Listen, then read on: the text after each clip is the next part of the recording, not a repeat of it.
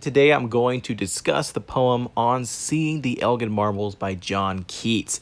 This is one of Keats's best early works, and it's totally one of my favorite, so I hope you will indulge with me as we read and study On Seeing the Elgin Marbles. Quick disclaimer though, I am definitely not qualified to teach this poem. I'm not a professor, nor am I a teacher who specializes in romantic poetry. In fact, I'm just a guy who really loves Keats and enjoys literature altogether.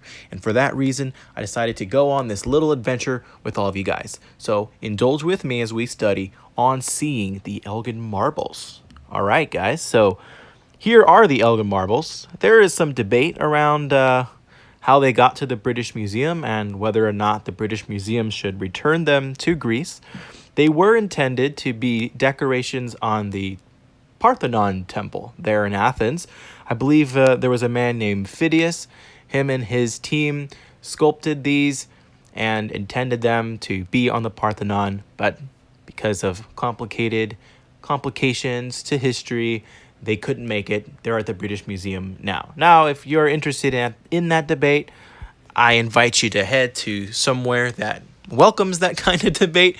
This is more for Keats's poem on the Elgin Marbles. So, without further ado, let's head to the poem itself. Here is the poem. It's a very beautiful poem, one of my favorites, as I mentioned.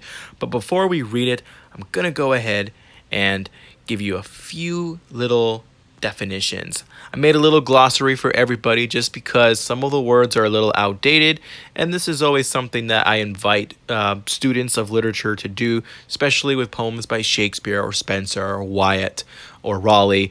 It's an older time, so we need to kind of get to speed. So, pinnacle, I think this is pretty self-explanatory. A peak or a highest point. You may have even heard the expression, the pinnacle of one's existence. A steep is also kind of self-explanatory, but I'll have you know that it's used in this poem as a noun, a slope or a mountain. So just imagine the same thing, a slope, but now it's used as a singular concrete noun. Main is probably the only unusual one here because here it's actually referring to a body of water or an open ocean. So now that we got that glossary out of the way, we can do a quick reading of the poem. On Seeing the Elgin Marbles by John Keats. My spirit is too weak.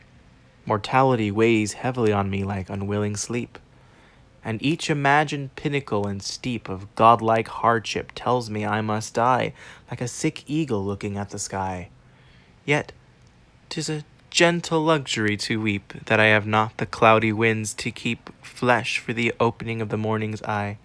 Such dim-conceived glories of the brain bring round the heart an undescribable feud. So do these wonders a most dizzy pain, that mingles the Grecian grandeur with the rude wasting of old time, with a billowy main, a sun, a shadow of a magnitude. Always blows me away, but now that we got that reading out of the way, it's a good time for me to talk about Edmund Burke. All right, so here is a portrait of Edmund Burke. Just a little idea of who this man was. He was living about, I'd say, maybe 80, 70 years before Keats. He was a 18th century political figure. He was known for having very staunch views on the French Revolution. But we're going to talk about him here in the context of philosophy, because he was a philosopher and he wrote quite a deal of philosophical work. He developed an idea, and I don't know if he invented it, but he really developed this idea that we call the sublime. And the sublime is essentially a feeling of smallness and humility when confronting the pain and danger of nature. Or it can be God, or it can be art. But usually nature. When we're confronted with a storm, we see the danger, we see the pain, but we're supposed to be humbled by it. We are expected, through Burke's interpretation of philosophy and life, to feel this new knowledge and this elevation of spirit. And we refer to that as the sublime. So Continuing with our discussion on the sublime, we have a very general definition that I found on Google: elevate to a high degree of moral or spiritual purity or excellence. Such a beautiful sentence. This is actually a quote from the text that Edmund Burke wrote on the sublime. I believe it was called On the Sublime and the Beautiful, but you can go ahead and fact check me on that. Go ahead and pause this video and read this definition to yourself. I do want to highlight the words terrible, terror, pain, and then just kind of highlight the way he wraps all that up with delightful and everyday experience, just to kind of hook your mind on what he's talking about. Again, and I will have you know that I'm going to attach the School of Life's video on the Sublime and Edmund Burke's explanation of it, because they do a much better job than I do. I'm just trying to lead the viewer up to the poem the way that Keats employs the sublime. And now, the moment we've all been waiting for, the grandest part of our adventure: the direct analysis of the poem. I marked it up, circled some stuff, just to give this a more analytic aesthetic for you guys. Like I said, my favorite part of this adventure. Let's go through it together. So I went ahead and circled in green anything that had to do with the sublime and terror, relating to the stuff that we were discussing with Edmund Burke just a few seconds ago. So I also talked about the volta. I went ahead and underlined the volta. We'll get into the volta in a second. And then after I get into the volta, I'll talk about the fragmentation in the poem and the fragmentation in the beginning of the poem. But let's do this in sequence. So when I was circling the imagery for the sublime, I was thinking of Edgar Allan Poe, Gothic literature. I was also thinking about the paintings of Goya, Francisco Goya, because I could totally see his work in these opening lines of this sonnet. Now, it is the terror that relates to the sublime only when we're humbled by it, okay? One thing about the sublime, too, that is worth emphasizing in this video is that it's unattainable and indescribable, right? So when we are looking at mountains, we realize that we are small before it. We cannot understand it because our brains are too puny. Our bodies are mortal. And as we see in the first line, Keats's mortality is somewhat slipping away from him because of this confrontation with the sublime. Now we get to the volta. So volta is actually an Italian word. In the context of poetry, it simply means response or a change in tone, a tone shift. So obviously we have the Goya and the Edgar Allan Poe of the first few lines. Then it becomes a, quote, gentle luxury to weep. And that's a little more pleasant, because if the rest of the poem continued with the godlike hardship and the death and the sick eagle, we would be very depressed by the end of this video. I don't want to depress anybody.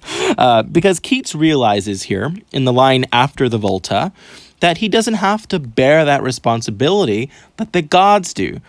He says, that I have not the cloudy winds to keep.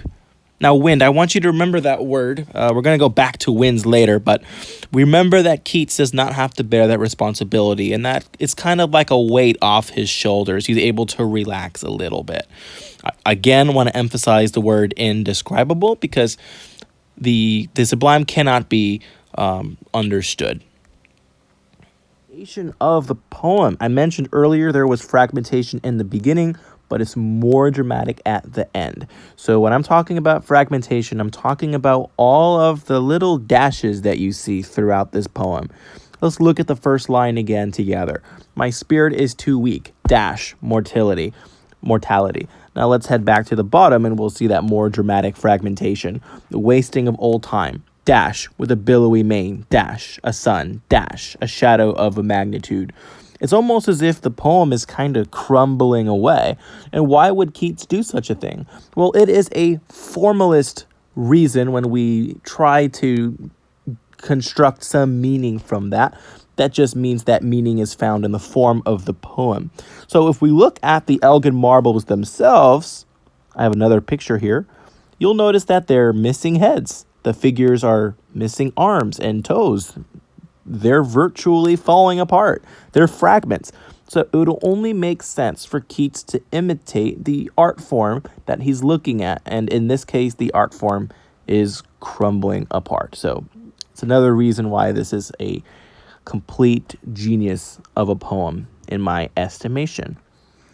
So I believe that literature is a conversation, a very big canonical conversation, which is why I'm going to introduce another poem for you guys. I know one poem is hard enough, right?